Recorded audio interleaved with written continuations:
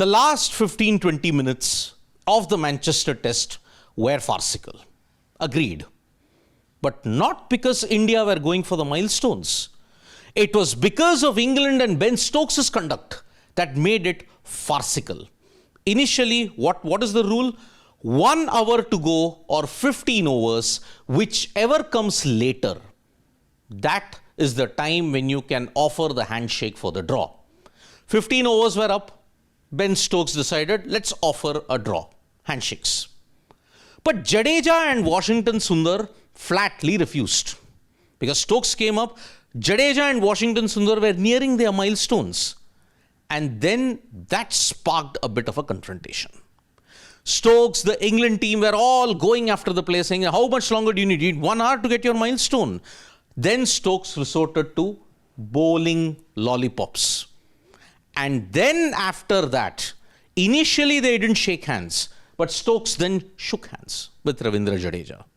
Some people may want to misconstrue a video saying, oh, Stokes didn't do it, but credit to Stokes, after that, after not initially shaking hands, he did shake hands. But the criticism that is there, oh, how dare they play for milestones? What's wrong in it?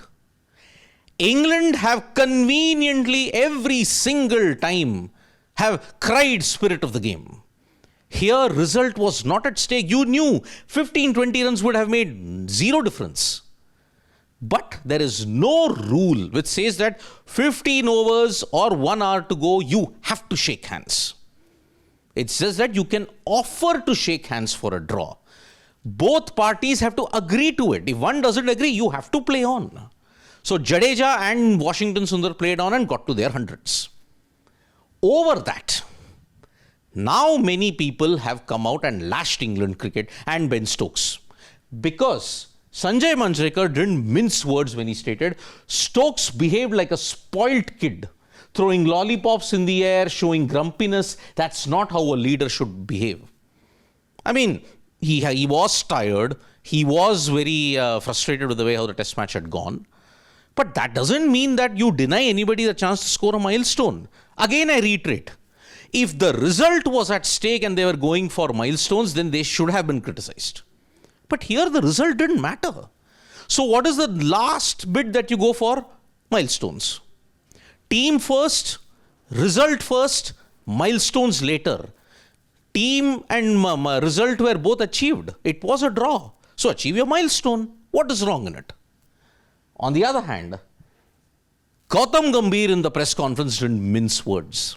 He said, if someone is batting on 90 and the other one is batting on 85, don't they deserve 100? Would they have walked off? Barring to a certain extent Australia, which other nation has walked off that, oh, it's 15 overs to go, 1 hour remaining, I'm on 99, oh, let's call it quits. I don't recollect England ever doing it. I don't recollect any side doing it.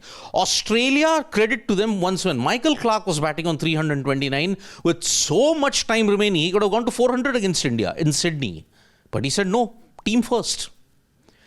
Which is why this whole thing about 15 overs, 1 hour, milestones, you have to put it in context. That is the most difficult thing to do, putting it in context. Everybody will say, oh, spirit of the game, oh, milestones important. Context is important.